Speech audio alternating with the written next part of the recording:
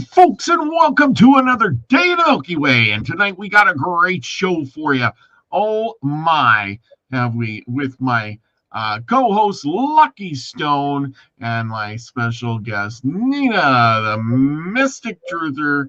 Thank you for both being here tonight as we start to talk about the main thing, working 9 to 5. And of course, that is what most of us do, because we live here in this world where we work and more than we live. And for what? That's the big question tonight.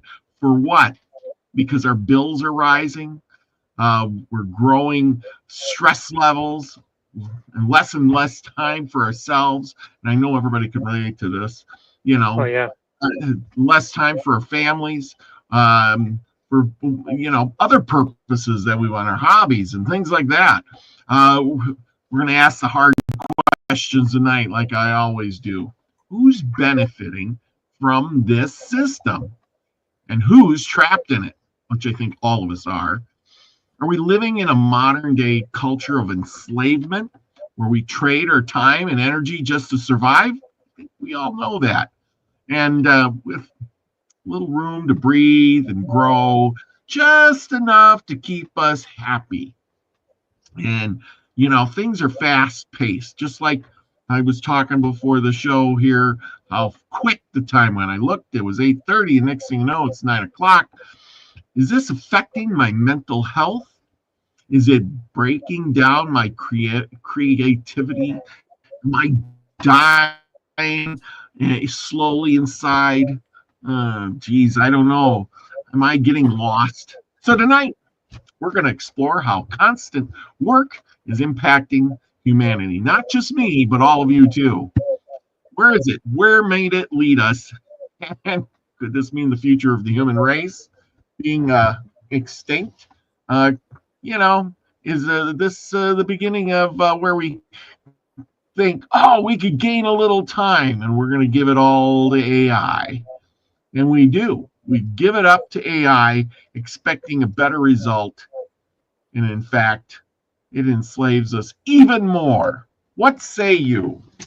Lucky, let's start with you, because Nina's got a little, let her cough a few times or something. Sorry, Nina. Nina's feeling under the weather, everybody. Send some healing energy to her.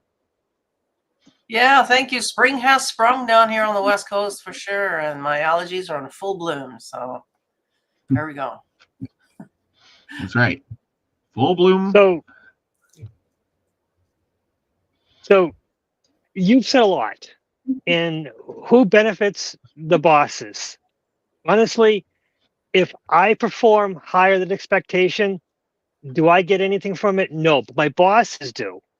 And their bosses do. So it seems like it's this reverse pyramid where the more I perform, the more money they make. And honestly, I got a 1.5% raise. I got stellar marks. I performed above and beyond. I got all this great responses in all my career. A good employee got a 1, 2, 3% raise. A exemplary employee, a stellar employee with all great marks, well, they get a 5, 6, 7% raise. I've always gotten 5+ raises, but last year I got 1.5%, and then my bonus was 50% of expectations, which again was an insult because they give me all these high marks. And if I got something that said, well, you didn't perform up to expectations, blah, blah, blah, then I could see it. But no, they give me all these high marks. And I'm like, what am I going to do with this? And then I got sat down last week on Thursday night, and they said, we're going to need to change up your schedule because things are getting kind of tough. And you're a good employee working nights. You're dependable, blah, blah, blah. But we're going to give you a week to decide. And I'm like, all right, because I know I am fuming inside because I'm like, it's just ridiculous. But that Comrade had, all right, I'll get a week to decide. Thank you. And I don't think I have a week to decide. I think I have a week to get my affairs in order before they said, okay, yeah, this is going to happen no matter what you do or not. So I was going to write this email about, your what I got was below expectations, and now you're expecting me to go above and beyond my expectations, and I was just given nothing for a raise, and now you're expecting me to perform, go above and beyond. What am I going to do? My wife said, keep your head down and be quiet because you don't know what's going on. My wife is afraid that they're doing this because they're going to streamline the company, and if I'm performing a good employee, then I'm less likely to be let go if the layoffs happen. But I don't think that's true. Layoffs happen. I think I'm just in a roll to die like anybody else. So who gains? The big guys, the guys who make millions of dollars, they make a few more millions, while us in the bottom, we get 1% more, even though standard of living's raised 5 to 7%. So I basically take a pay cut this year. Wow. I'm not happy. So you chose this at the perfect time, because I'm just like, why do I try so hard? Why do I perform above and beyond when it gets me nothing? Mm-hmm. But if you don't, then you might get let go. So, it's... Well, I'm afraid that even if I do, I'm going to be let go, So, that has happened before where I performed above and beyond, and they did layoffs, and eventually they laid off the whole company, but I was laid off, and then they asked me to come back as a temp because I was such a great employee. Sure, I'll come back as a temp. So by the time I was laid off the second time as a temp, all the jobs that I could have got were filled by people, at my level. So, there was no jobs available because, the market closed down, and I was screwed for a while. So what does this mean? It probably means that I got to get my ducks in order pretty soon and quickly. Mm-hmm. Time to move on, I think. Yeah, they're not appreciated there. Yeah, I think this is the problem, and I want to vocalize it, but my wife's her head says, don't. Keep your mouth shut, keep your head down, and look for another job. Yeah, exactly. Yeah, because you're not going to win. You're not going to win anything out of that. That's the truth. So yeah, all you're going to end up is truth. early, and now it looks bad when you go looking for something else. So I think your wife is right on that one. Yeah. You're like level head. Like working is probably the number one stressful thing that we have in our lives, isn't it? Trying to find the job, how stressful that is. Then trying to keep the job, and then when you get older, try to keep up, and we can't afford to retire nowadays. And I saw my manager, I went through hip replacements and everything else. She couldn't even walk up the 2 stairs to get into the door of our group home. But she couldn't retire because she actually was in a position where she was raising her grandchildren and she was renting, and she's in her 70s now, and she can't, what is she going to do? Her kids are drug addicts, so horrible situation to be in. And unfortunately, she's not the only one. A lot of people are stuck in these jobs and they can't afford to retire, yet they're not really productive anymore. It's going to be the number one most stressful thing. And what is it for? For shelter. Most of our salary that we make just goes towards the shelter, whether you say you own it or not. It don't matter. You don't really own it. The bank owns it, but whatever. That's a whole other thing. But just have a place, and we're the only species on this planet that has to pay to be here. Who can't survive in nature, right? We're the only species that can't survive in nature, have to have this shelter and we have to have a very specific habitat. Otherwise we don't make it. You know what I mean? So fragile. But Well, what do you think has changed in the way we view our work today compared to the past? Is it just like you said about survival now, keeping a roof over your head? Because back in the day, I did let's go back like 500 years or so to medieval times. Most lives were farm-based. We were working seasonally. We worked, and here's some good points. We worked in nature. We worked a longer or shorter schedule depending on the season. and the sun. The average person worked 3 to 6 hours a day. Now, I kind of tend to agree and disagree all at the same time, because, you were working all the time for your survival, hunting, fishing, I wonder if that counts for that stuff. Getting firewood to heat your house all summer, so that you can have firewood for the winter. In that sort of a rhythm. But work-wise, if you were a medieval serf, you were working to grow the food that you did, and then you gave 10% of that to, the king, and then you got to sell a little bit so you could buy some more seed and a few things you needed, and then you gave your 10% to the king and the kingdom, right? But now, how much do we give to the king and kingdom, and how much we are enslaved? We put it into dollars, and we do all kinds of different jobs, and yet, everybody's good with that, apparently. Well, it was only supposed to be temporary, remember? After the war, income tax was only supposed to be just so we could repair from the war, right? And then that was it.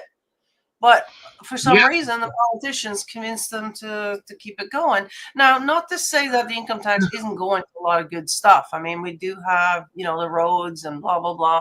We do a lot of things with the money that we didn't have, back in those days, right? So, and medical and all this, we didn't, life expectancy was what, up to 40, and which we talked about that in some other show, like I feel like I'm past my expiry date, just because they never planned for, women going through menopause. That wasn't part of the plan. We weren't supposed to live that long, I don't think.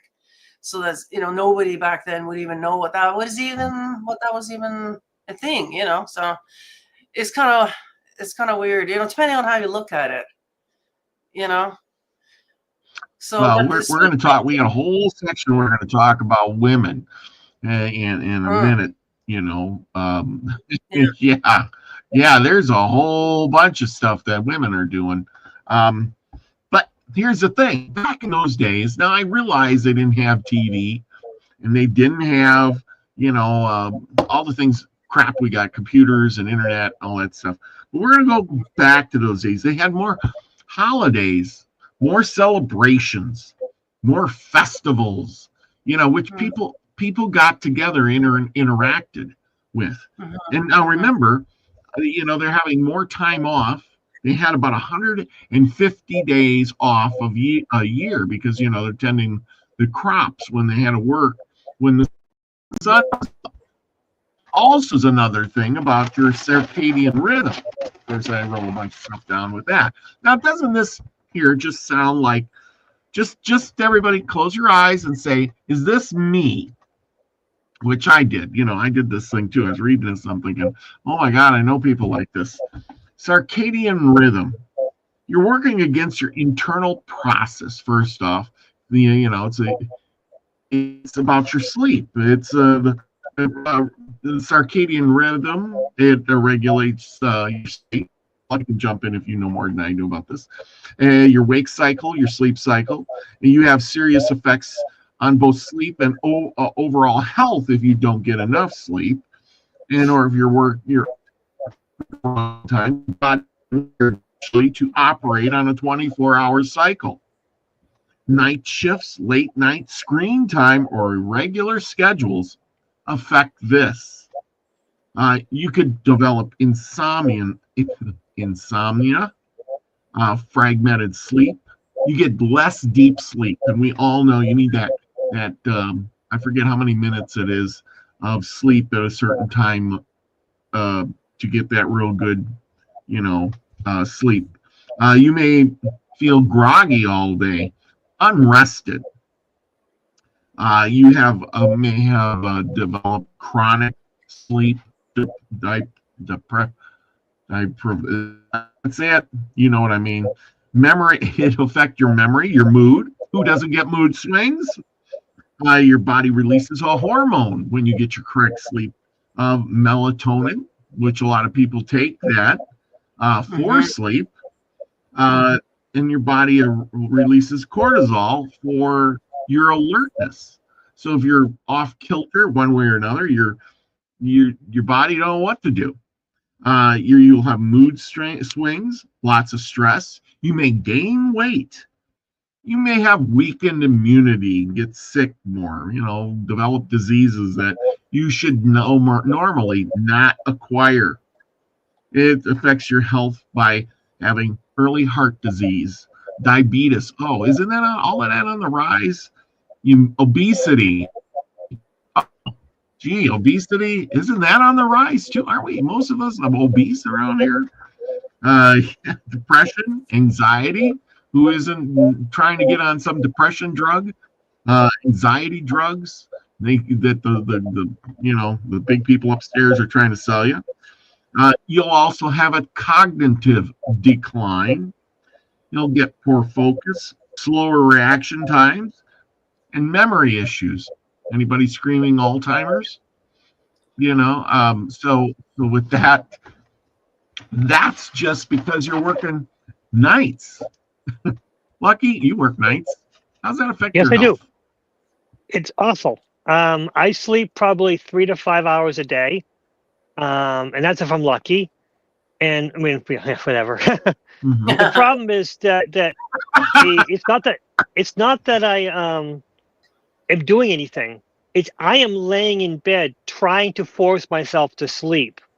I'm playing white noise. I'm playing thunderstorms. I'm playing ocean sounds. I'm trying to find something to drown out. I got eye masks on. I got 3 different kinds of eye masks to put on to make me comfortable. Pillows, curtains, thick curtains on the windows. The environment's not the problem. I am so stressed out about work that I just cannot get to sleep and try to clear my mind of it. And sometimes I make up stories like, okay, I'm out hiking in the woods. I'm in a cabin. There's no power. I am in the cabin in the middle of the woods. Nothing's going to bother me. Nothing. I got nowhere to go, nothing to do. And this is what I make up so that I can pretend that I am away from all technology. So I don't have to worry about work. And, but still, nothing keeps me up. Yeah, I do take a melatonin. There's vitamins that I can take that's supposed to help you take it before. And then, of course, there's also the THC, which does work, knocks me out. But unfortunately, it knocks me out for 3 hours and I'm up again. I'm like, I can't take another one because I'll be high for work, Yeah. So, yeah, that's the problem. Yes, just working night shift is killing me. But there are no other options because I was already told that if I have to move to day shift, I would take a pay cut and also have to step down my position. So I would they made it so that it was impossible for me to possibly move to the day shift. And now they're telling me that I have to start moving my shift around and this 2-week rotation thing, working every other weekend. And it's my choice, but I don't think it's my choice. I think it's me to get my affairs in order before they tell me it's time to, you're going to have to do this. We need you to do this because what happened was they had someone else, they hired the person and they didn't work out for the position. So now they're desperate. They need someone who knows what they're doing to work nights. Because I'm stupid. Yeah. I work so well. I'm so efficient. And so I'm more efficient and effective on working nights than 3 people during the day. I get more done. And I know that, they know that, and now I have to suffer the consequences of being a good quality employee. It seems like the better you perform, the more they expect from you. There's no gain. There's nothing positive about it. So my best bet is to slack off, be lazy, do half as much work, and say I was just so busy, and to be like that. But can I do that? I don't think so. But I'll try to at least slow down. At least I don't know. I don't know what I'm going to do. This just happened a couple of days ago, and I'm still fuming over it right now. Yeah. No, I totally agree with that. You work hard, and then, you get all those good marks, and yet you're just, this far away from whatever, and then it's like you didn't do, and, they don't compensate you, and then they try to, the better you get, the more they use you.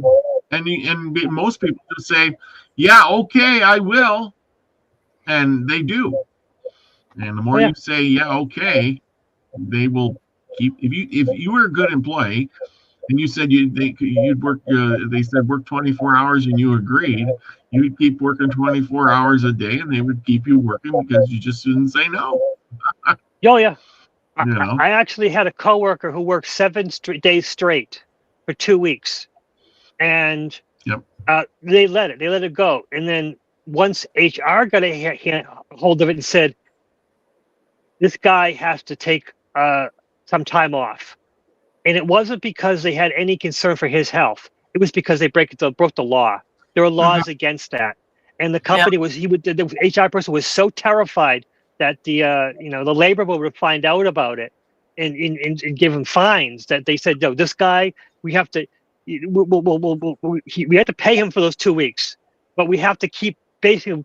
They paid him to stay out of work for, I think, 5 days, so he could recuperate the days that he didn't take. It was so bizarre. But yeah, the management just let him work for 2 weeks straight for ridiculous 8-10 hours a day for 2 weeks straight. And the guy kept saying to me, I'm going to make so much money from this. And I'm like, I think there's laws against that. No. If there was laws, they would stop me.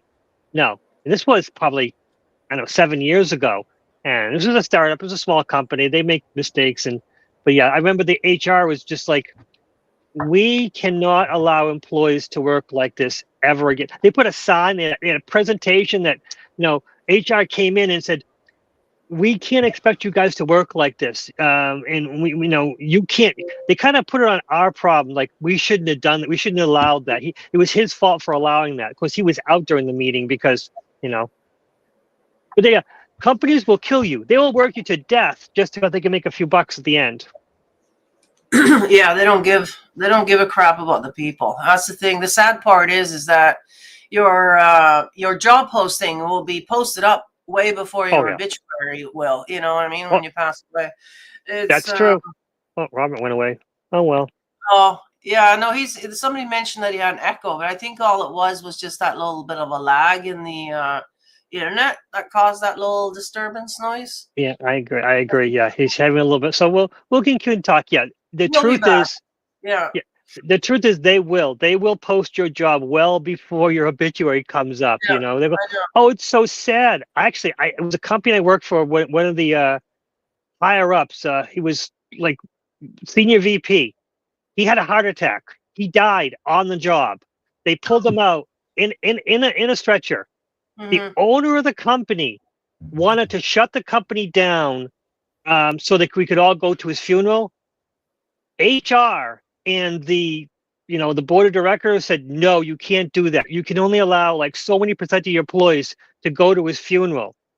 And the owner of the company, he had to say, I'm sorry, you all can't go. But he made it so that there were like 2 different separate wakes. But the owner of the company, they took away his power because this guy was his right-hand man.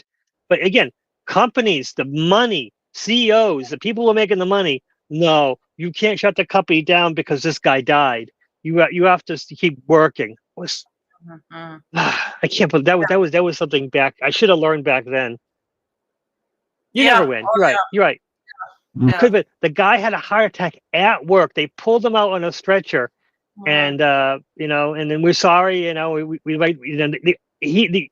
had a meeting and everything saying that I want to have us all go. Those who don't want to go don't have to go, but everyone, I want to make it available. And then it came out, I'm sorry, we all can't go. I'm going to try to figure something out. It was so bizarre. The owner of the company wanted everyone to go, but the people with the money said, you can't do that. No. Robert's gone again. Oh well. Yeah, but that's the truth. The truth is that we all have to learn that companies don't care about us, and they never will. No, going back to the topic, like we are modern day slaves for sure. Oh, absolutely. No difference between us today than it was back in the day. If anything, I think the slaves may have had it better, to be honest, because they would take care of them. They would get the medical and whatever, because, it doesn't make sense to, have anything happen to your employee, right? He's not gonna, so they took care of them. They had everything they needed. And like Robert said, they had way more days off. They had way more celebrations and social things and stuff that we have now. Like now, they don't care. They work you 7 days a week. Like if it wasn't for the union that came in and whatever year that was, we all would be working 24 hours a day if they could get away with it. You know. So that's true. Well, and okay, so we're gonna go back to some facts I dug up since you brought that up. It says here, I wrote down when did all this start? It started basically after the Industrial Revolution. Of course, thank you, Mr. Factory. After the factories, people went from working that 3 to 6 hours a day to working 10 to 16 hours a day, 6 days a week. Of course, what else became prevalent was that child labor was common, and you still see that in other countries like Africa, where the kids go down into the mines and do this stuff down there. They work in the factories. They start them out young. Who do you think is making all that cheap stuff that you're getting in China and whatever? Well, yeah, exactly. For little kids, and if they die off, you just throw them in the pile out back. But in the 20th century, we fought for 8-hour days with benefits, and today we mostly work 40 hours. But then they tack on overtime. Of course, you don't make enough money, so you have to have a side hustle. You don't really count your time going to and from work, which brings our hours up to 50 to 60 hours a week, regardless. Now the question is now that we got all these good benefits and we're working 40 hours a week, plus maybe a second job or whatever we're doing to make ends meet, will AI come in and take over some of these jobs, especially like if you work from home job, these people who work from home and think, woohoo, I got it made. Do they really? Are you really getting rested at home? Or, can you tell the difference between work and home if you work from home? And how easy would it be for an AI to replace you if you don't go actually into the job? You know what I'm saying there? Well, that's the plan, is for AI to take over most of our jobs, actually. And so, and I can't say I blame him. If you look at it from the other side, you're always going to look at both ways. I mean, a lot of people have ruined it for everyone else, where they're taking advantage and, calling in sick when they're not sick, and, they need rest and they need to this and that. Well, the machines don't need that. They can work 24 hours. It don't matter, and they don't need rest. They don't need sleep. They don't have families, blah, blah, blah. So it does kind of make sense, I guess, from an economical point of view. But yeah, it's what's that going to do to all the people? All right, that's the question. What are we doing now then if they don't need us anymore, So, but that might be a whole nother show maybe. Yeah. Well, but it is what we know what it's doing to all of us. We're getting all these sicknesses. We become, people who are stressed out go on drugs. Either they're pharmaceutical or they're illegal. They become overweight because they're stressed out. They eat more. You got to be a munchin' so I can stay at work. I got to munch. I got to stay awake. I got to keep busy. They brought in donuts. More coffee, more donuts. Why do you think they're bringing in donuts? Because they're full of sugar. Keep you bouncing off the walls. Keep you busy. Okay, so now that we've established all of this, what about education? The lie of education. Get a great education and you'll get this really good job. And so who is going to the education? Back in the day, who went to education? The men.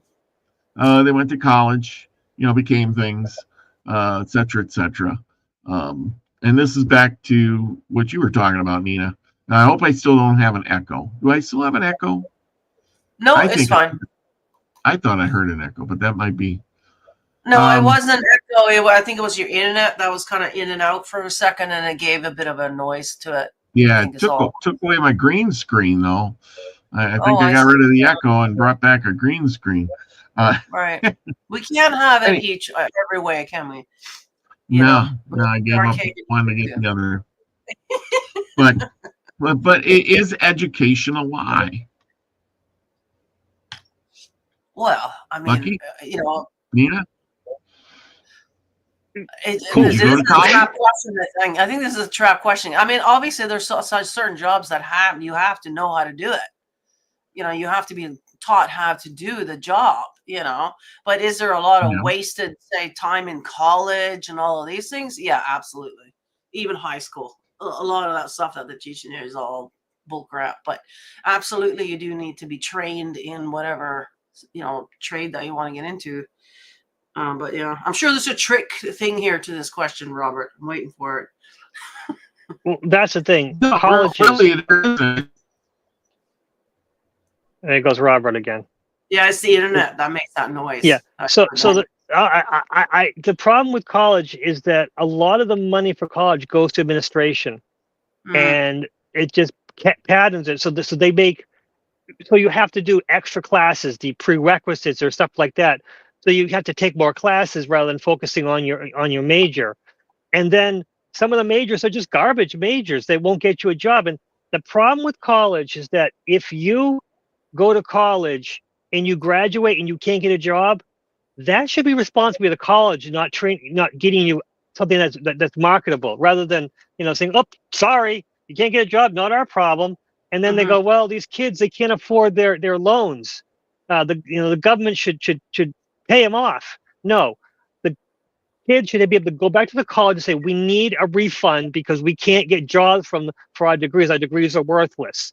This is what should be guaranteed. Guaranteed that something you'll be able to do with it, that our diploma will get us something, not a perfect job. But these kids, they're graduating from college and becoming working for Starbucks and Burger King and stuff like that because they can't get a job with their degree because they need the training, they need the experience that they didn't get at the college. So yes, some college is BS. Other times you learn something there. I mean, there are trade schools. I think all high schools should be trade schools, get you something so that you can at least train at a trade. And if you want to do something else, go to college for that. But colleges are, they're so much money goes into the administration that don't actually contribute to the college itself. Millionaires making more millions, millionaires making more millions, and the poor people, we struggle to pay our, and starve. That's another trap, right? So you have a huge student loan when you leave school, and now they got you. Now you're going to be spending half your life just paying that off. It's you see the memes, but it's not even funny. Yeah, you are freaking almost retired by the time you pay off your. You know what I mean? Like it's sad. Well, exactly. They entrap you. Think about being a teacher. The average salary for a teacher is like what, 50,000-60,000, and you go to, I mean, I'm just guesstimating there, but say 50,000-60,000 for your average teacher, and then you go to college for 4 years, which costs you 150,000 or so, and then you become a teacher. That doesn't, it's going to take you years to pay that off. Is that an equivalent that's worth it? I mean, it's it's kind of like these politicians, they campaign. We all sit there and wonder, it takes them, $100 million to get elected for a job that pays $250,000 a year. Well, look at our prime minister. He was a high school drama teacher. Yeah. And then all of a sudden we elect him in. Now he's got a pension for life, all of this, yet other people who, work, we don't get that kind of thing, like, why is it that we're giving these politicians, and they only have to work 6 or 7 years or something like that, and they got pension for life, why don't we, the rest of us, get that, so that there's got to be some fairness to all of this, and it seems like the less you work, the more pay you get. The harder you work, the less pay you get. That's always been the case. That's always been the case. That way. And yet that should be stopped as well, I think. Oh yeah. Oh yeah, yeah. I mean, for the little You know, guy, of course he thinks that, but we're out here putting in a 40, 50 hour week, and the boss man's always taking off, and you're thinking, but he gets playing paid like golf 10 all day. times more than I do. Why is he Yeah, always off? yeah, Uh, yeah. he I never takes my phone call when I call him. know. Mhm. But the big trap. Now we're going to get into the women. Sorry, Nina, we're going to pick on you. No, Okay. not really. You brought this up earlier, and I actually wrote a whole page on this, basically. Speaking of education, um, compared to then to now, back just a short time ago in the 1800s or so, and early 1900s, women didn't have squat. They couldn't even basically own land. They couldn't vote. They couldn't do anything. If they did get jobs, let's compare now to then. 20% of women in the early 1900s actually worked. They worked in a workforce, mostly unmarried women, of course. They were domestic workers. You can guess what they were: maids, cooks, caregivers. They worked in maybe a textile factory making clothes of all things. They worked in teaching, so, of course, a teacher, School nurse, teacher. Yeah. clerical jobs like a secretaries. Um, there wasn't no executive women. There was no lawyers. There was no engineer women. There was no oil field worker women. There was no such thing as that. But today, women make up 47% of our workforce. It's kind of basically even now, even Steven. Of course, most families, the woman and the man have to work to support the household because everything costs so much. But today, the number of women in college, we're talking about the college thing, the women in college outnumber the number of women, men in college, believe it or not. Women are in all industries again, but now women went and they make up 30% or 38% of the lawyers, believe it or not. In 1900s or 1960s, let's just go back a little ways. In the 1960s, it was only 3%. Now they make up science, tech, and engineering of 28%. And of course, women still occupy all those other jobs of healthcare, education. They're still teachers, secretaries, caregivers, things like that. So, with all of those things at hand, you got to wonder, well, they really duped us, because now they're affecting the women's health. And women, of course, they get more affected by health than men do.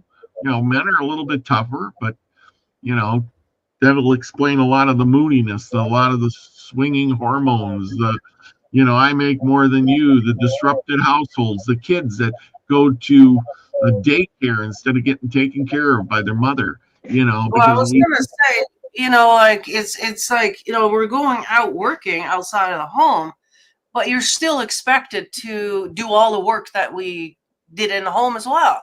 So it's like a two full-time jobs that you got as a woman. yeah, And so because it's not like the housework goes away unless you're making so much money that you can afford to have a staff going on, but most of us don't.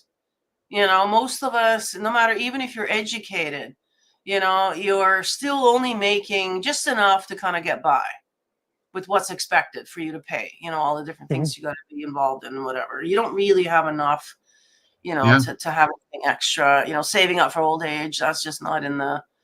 And so yeah, there's that as well. So there's a lot of pressure on women, and then of course the whole feminist thing came in. Yeah, first of all, so go back a little bit. So yeah, we were forced into the workforce because all the men were out at war. That's basically what started there with the industrial thing. We had to, we were the ones in the factories making those, bullets and all the things, the gear that the guys needed and all that stuff. We had to kind of thing. And then they started catching on. Hey, wait a minute. 50% of the population isn't paying taxes. Yeah, let's get the women out in the workforce. And they started campaigning. You know, in the 50s with the strong arm woman. Oh yeah, women, we can do it. Yeah, we're all strong. And then the whole feminist thing in the 60s, that was all, we were being gaslit. We were being set up for the whole thing so that we would voluntarily want to go into the workforce, not realizing that that doesn't mean that all your housework and all the other stuff that you got to do is going to be vanished all of a sudden. Oh no, that's still waiting for you when you come home, you know. So, you know, and yeah, they're not raising their own children. Nowadays, there's a subsidized daycare on every corner here, every corner. And it's basically just a warehouse for children, keep them alive. They're not educating them. They're not doing anything with them. They're just keeping them alive from 6 o'clock in the morning to 6 o'clock at night when the parents come pick them up. And the parents have about an hour and a half to 2 hours to get them bathed and fed and then put them to bed. That's it. They don't see the kids at all. They have nothing to do with raising them. They're being warehoused in some subsidized housing. Oh, no, sorry, not subsidized housing, subsidized daycare, because everything's subsidized nowadays, because otherwise they couldn't afford it. If you were paying a woman's wage, like a real wage for somebody to take care of your child, you know how much money that would be? Right? So they're all subsidized by the government, who is now collecting, of course, all your tax money and all the other things that they're, you know, that women are, you know, contributing a lot to the economy now. Because now, of course, the women are out in the workforce. They got to have their nails done, their hair's done. They got to have fancy clothes that you can't wash. You got to bring them into the dry cleaner. I remember working in an office. I spent more money on dressing up and all of this stuff than I was making. You know, the daycare lady that I dropped my kids off at, she was making more money than I was. You know, like it just didn't make sense to me at all. And so what I've heard, though, is speaking of losing, you know, jobs to AI and robots and all of this, majority of the work that's going to be taken over is going to be the women's jobs. And so the plus side, now, if you want to look at, I know we can debate with the feminists and all of this, whether or not women should be in the workforce or not. But I think we're going to be going back to a society where women, you know, the work that women do is going to be taken over and we can stay at home and take care of our own kids. I think we're going to be going back to that. You know, I look at my grandkids when my poor grandson was in the daycare, like he was sick all the time, in and out of the ER with ear infections, this and that. Like I said, it's just a warehouse of germs. And then of course, they don't have time to feed you and do proper things with you there. So he doesn't associate eating with food. Normal food doesn't look like food to him. It has to come out of some kind of package, because that's the only thing that they wanted to deal with. They didn't want to deal with the soups or pastas or anything that's going to make any kind of mess, any crumbs or anything. No, I'm serious. They would rather that came back home. And so even now today, like she's been at home with him for almost a year now, he still won't eat real food. Because of, you know, so this is what's happening. Like society has just gone downhill so fast, but women don't see it. They think that they're empowered now. They think that, you know, it's the whole thing. It's just so hard to watch, honestly, and stay calm, you know, and to not say anything. But yeah, so this is what's been happening here. Oh, no, I totally agree. Yeah, it's a trickle down thing. You know, it's yeah. I mean, it affects every bit of our lives, from our sleep, and then what do we get? You know, where's this you know, going? I mean, you know, it's affecting the children, and the future generations are going to be affected by it too. Yeah. You know. Well, there's the whole family dynamic has been broken down by design, by the way. You know, parents don't see their children, couples don't see each other, right? It's you know, bye in the hallway kind of thing, you know, and so there's no relationships anymore. So no wonder people just get divorced. I mean, you know, what's the sense of why? You know what I mean? Like, you might as well do it on your own. That's kind of what happened to me. I'm like, I might as well just do it on my own. Like, never see the guy anyways. You know what I mean? Like, you know, so, and that's what I did. And of course I was under that whole, you know, when I was doing it, they had it set up to the way where we got free education. The daycare was free.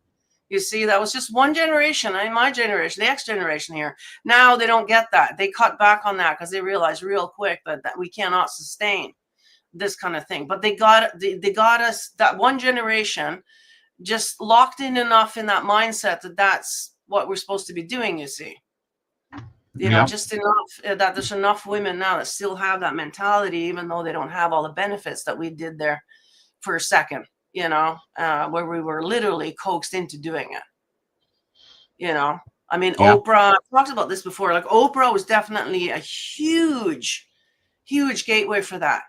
You know, everybody was watching Oprah, you know, during the day, the women. And so she basically told you what you should think, what you should do, you know, whatever Oprah was talking about, that was usually the argument at dinner that night. You know what I mean? I saw it and people joked about it and stuff, but it's true, you know, like, and so they groomed us into this. So, but like I said, I do believe, you know, from the positive, if you're going to, we have to try to look at the positive somehow. With the jobs that are going to be going, it's going to mainly going to be affecting women. Well, yeah, I think women get affected by things like that a lot more easily, you know, easier than a man would. Men are a little more resilient. You know, they can go to the night shift and work. But if a woman's hormones get screwed up and stuff, not so much that, it's the job itself. It's more the job itself, specialized. You know, like the trades are going to be the thing. So my kids think whoever chose good trades, so they'll never be without a job. You know, so that's it. Like machines can only do so much, but you have to have that critical thinking that the machines are lacking, and that's where I think men are going to be fine if you're in the trades and whatnot. You know what I mean? But your average kind of, you know, minimum wage jobs, basically, they're all going to be taken over by machines because you don't need to, you know, you don't need that critical thinking for those jobs.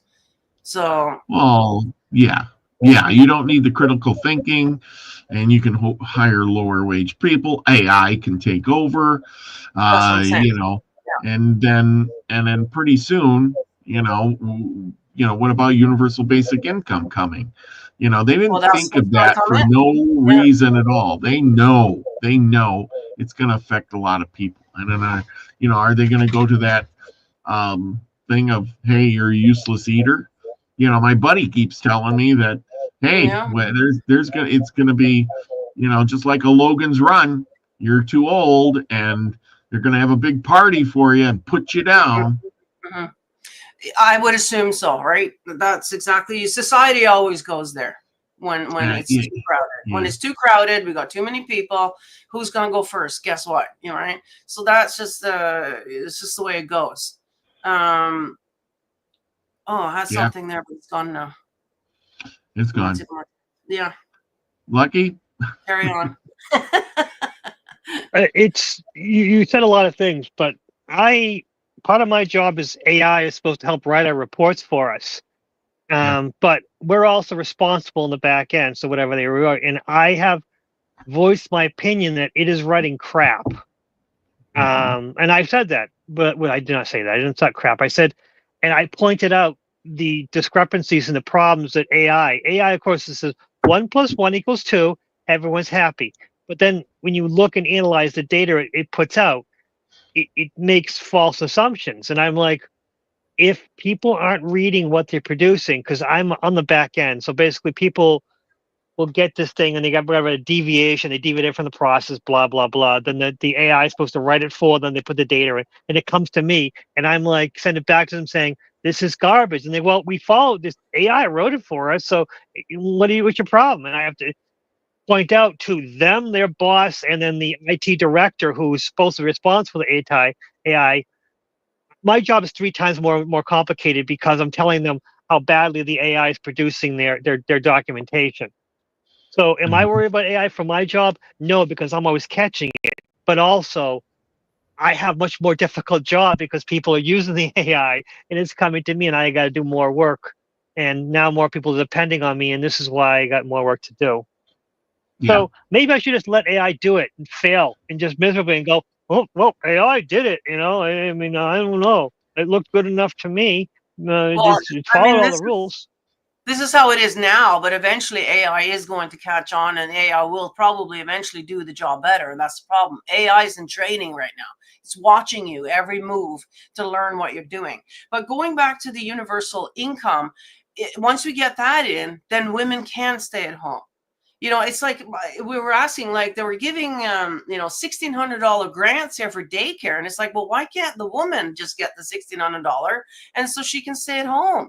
Why are you giving it to the daycare? Why don't you give it to the people so they can raise their own children, you know, and have healthy, normal, you know, citizens in society here? Like, you know what I mean? Like, because right now, like I said, like our boy won't even eat.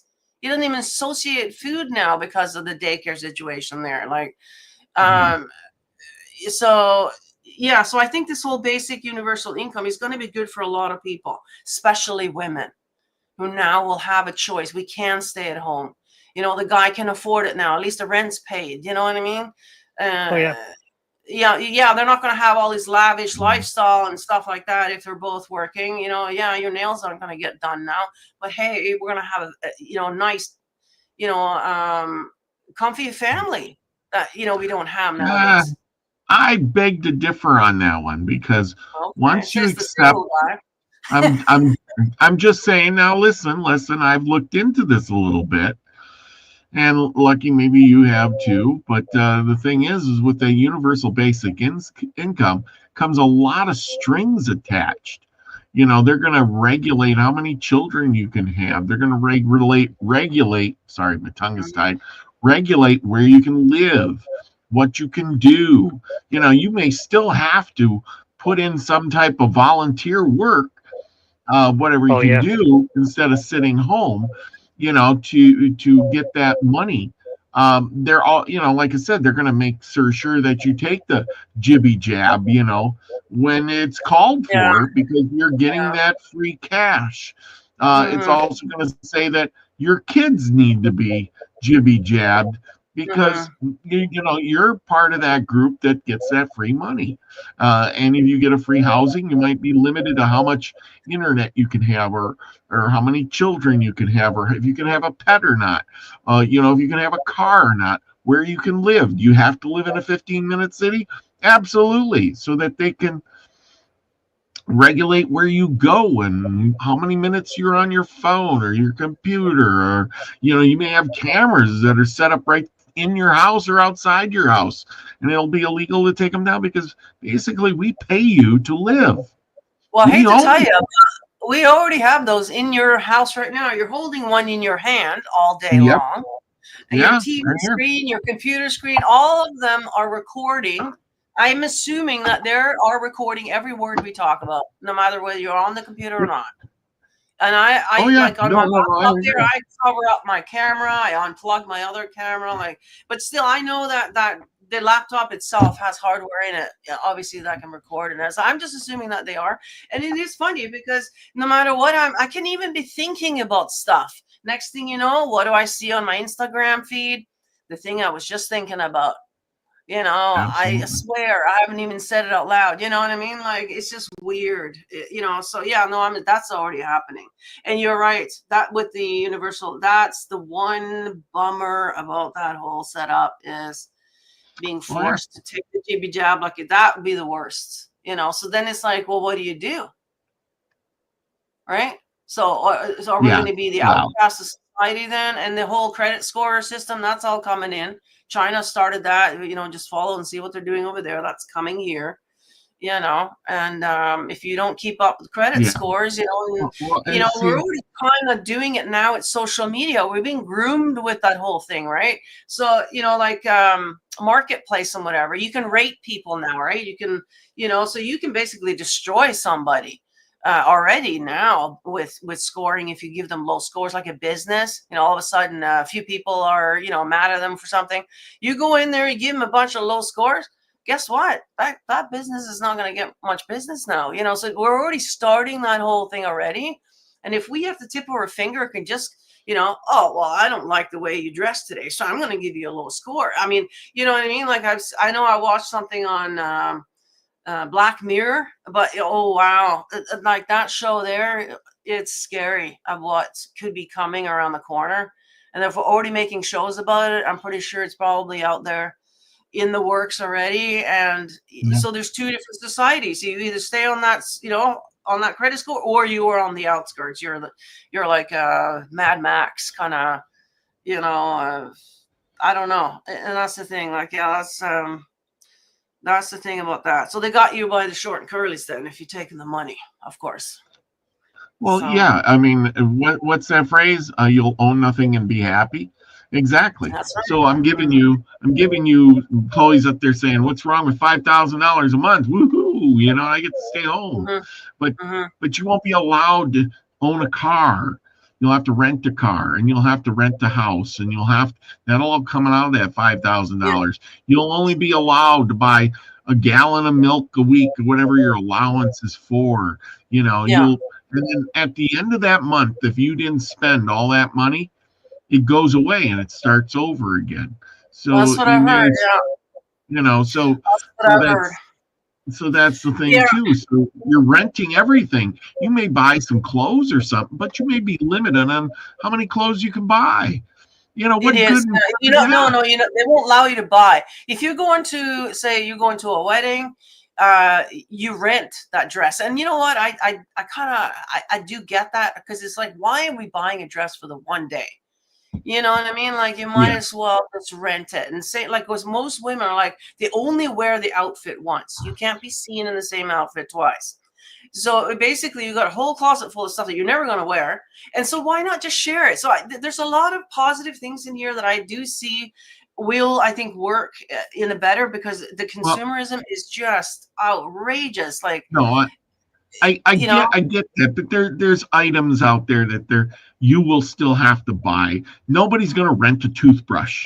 Nobody's going to rent your toothpaste. You know, personal items, obviously not. But look at guys and their tools, right? You got all these tools in your shed. Yeah, how often do you use them? Right? Does a guy need that miter saw sitting there? No, he doesn't. Why not let the neighbors use it that need it? You know, do we all have to have all the equipment in our little garage? No. Why don't we share it, right? So there's I see a lot of, you know, obviously not your, personal hygiene items obviously aren't going to be shared, right? But your clothing, but just like clothes, you're talking about clothes. Yeah, fine to rent a dress on a wedding day, but you know, so you're not going to rent a nightgown to go to sleep in every night. You know what I mean? Yeah, I don't know exactly what the details are going to be with all of that, but that's kind of the idea, you know. And so, you know, because most of us, we buy things and it just sits there, and that, unfortunately, that's very unfortunate. It's a lot of you know, waste, and you know, it's not good for our planet and stuff like that. So I get that whole thing, you know, but the thing bad about that is people will, you know, say, we'll just take it like this. I want a boat, or I want a four-wheeler.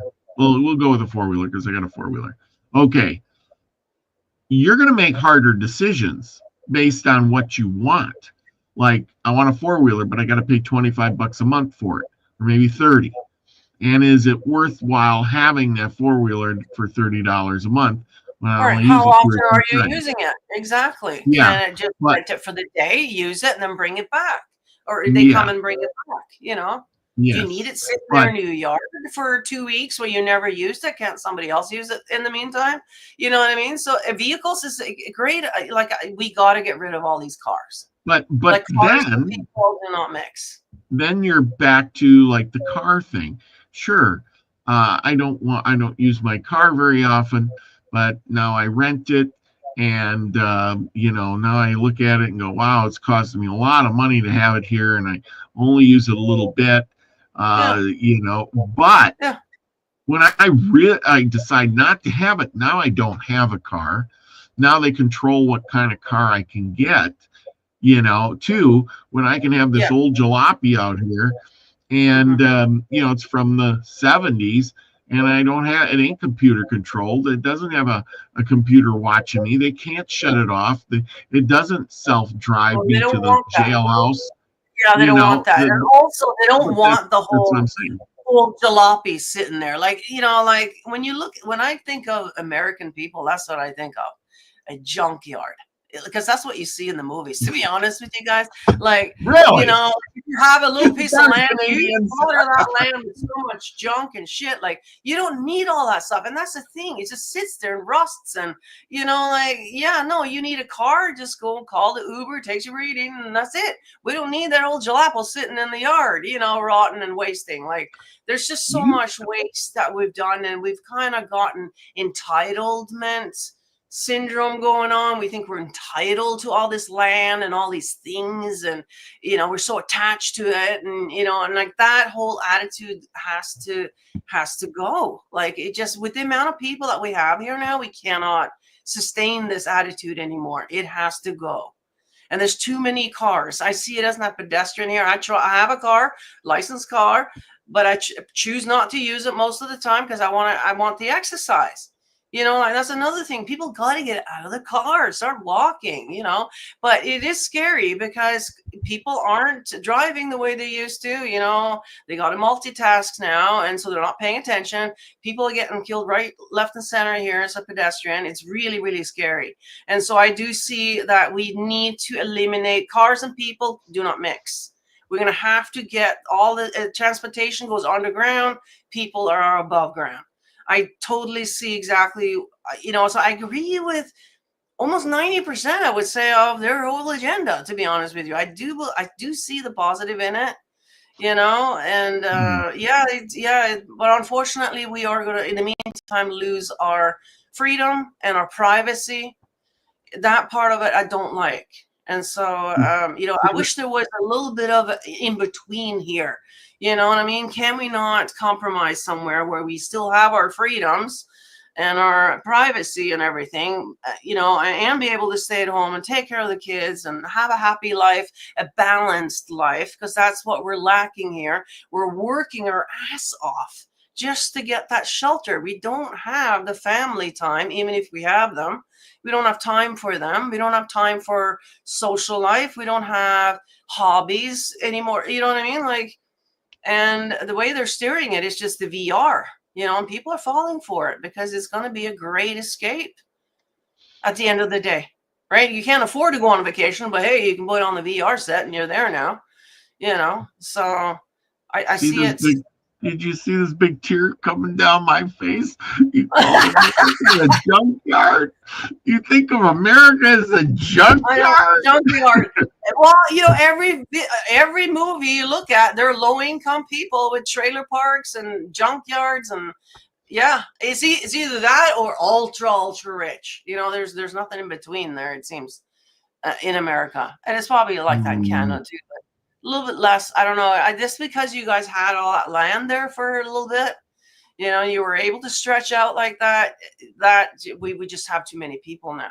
It's just, I don't know. It just it doesn't seem to work now. And I think that's what they're rating it back. You know, you could think of it as a junkyard. It is what it is. I mean, I actually have an old truck in my front yard, and now I have an old Subaru in my front yard. But they're actually going on Wednesday. They're both going on Wednesday. But yeah, I was going to fix up the truck. The truck has potential. It has perfect. Everything's great about it. It just needs a little bit of work. But I just don't have time to do it. I don't have time to do it. You know, that's the thing. That's the thing. Guys have intention. Oh yeah, I'm going to work on it. You know, on the weekend. But you don't have time for that. So that's why when this, because the Subaru is basically just it's on its last leg. My wife is freaked out. So because I just bought a car about a month ago, I get all the notifications. Hey, what about this car? What about this car? And I'm like, I don't need another car, but it keeps coming. And as my wife said, hey, remember that car you were talking about that, you know, that you kind of would have been a great choice, but you already had this one. Why don't we get that one? I'm like, yeah, it's well within budget. Let me look at it. And everything worked out. Not actually. Nothing's within budget, but I can scrape by for a few months after buying this. So we have two used cars, 2014 Escape, which is undervalued, which is fantastic. And then a 2012 Escape, which again, undervalued, 80,000 miles for a 13-year-old car and no rust. The thing is a godsend. And yeah, so now the Subaru and the truck are going away together. I caught the call because the Subaru had to go. I mean, we can't keep two. And I said, you know what? Let's get rid of both of them. My nephews are never going to come and take this truck. I'm not going to be able to take time to fix it. So they're both going. And I'll make a few bucks on the side. I'm not donating because I donated a car a few years ago. And basically, if you donate a car, it goes on your taxes. It is such a pain in the butt that you have to file your taxes with H&R Block. You end up losing money because you have to file a certain way. And even though you got the write-off, you got to pay the tax guy to figure out how to do it right. So you lose money. I'd rather just not have the write-off and just pay nothing for my taxes, because you can pay nothing to file your taxes if everything's simple. But long story short, yes, we live in junkyards, but a lot of us, we just need to cut down. It's about basically just letting well, go. That's the thing, you guys kind of got trapped into that mentality. I think the whole North American, idea was an experiment, that they started, in the 40s or whatever it is that it was started, really. Where you guys had all that land, or you thought you did. I mean, you were stealing it from somebody else, but hey, that's a whole nother show. But, and you had all that land to stretch out on. Well, Europe never has. You see, Europe is so small. You don't realize how small it is there until you go back. And, it's like what I thought when I was a kid was like a long distance. It's like, oh, that was around the corner. Like I'm used, now that I've been living in Canada, I was like, holy, there's a whole different thing over here. People don't realize that, especially the ones in Europe. Well, they never had that luxury of having a junkyard. We've never had that kind of space, and even if you were out in the country, it never turned into the cars were never the thing. It's just different over there. So something happened over here that somehow, and I'm sure that was all organized. It was all, planned out. And I'll be curious to see what the big North American experiment was all about and how it fared. Like, did it work out the way that they thought it was gonna or whatever? But they're reining it in now, which is very unfortunate for those of you who are used to this lifestyle now. And this idea, having to rein it down to the way it's meant to be, I think, or not meant to be, but how this place is designed, or how it has been for quite a while, as far as Europe is concerned. Oh yeah, Europe is a different place. Well, we've gone our hour. We're gonna wrap it up. Nina, we got a show tomorrow night, or how's it going? How's it look? Yeah, we might as well. Tonight was kind of an experiment to see. I mean, I coughed a few times. I don't think you guys even noticed it because I'm on the mute button.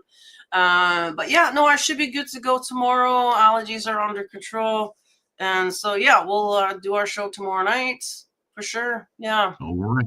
Good deal. Hopi Prophecy, everybody. Check us out there on Nina's channel tomorrow night. For right now, go over to Max Vision Remote View class. Check him out. He's just getting started. Do some work with your mind. Lucky, another esoteric tea next week.